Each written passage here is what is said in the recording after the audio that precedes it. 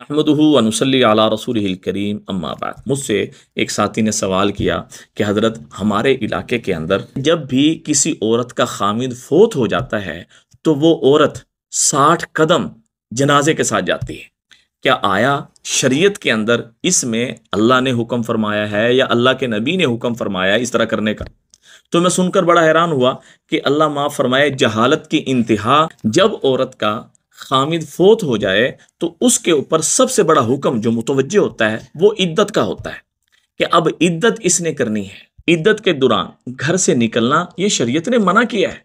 तो औरत तो अपने माँ बाप की फोतकी पर भी नहीं जा सकती, तो औरत शोहर के जनाजे के साथ 60 कदम कैसे जा सकती है? लिहाजा इस तरह का कोई भी ना अल्लाह ने हुक्म दिया है, ना हदीस के अंदर बयान किया गया कि औरत शोहर के फोत हो जाने के बाद जनाजे के साथ 60 कदम चले। ये मसला जहालत पे मबनी है। सदका जारी समझ के शेयर करें, दुआओं में याद रखें। अस्सलाम वालेकुम वरहमतुल्लाहि वबरकातुहू।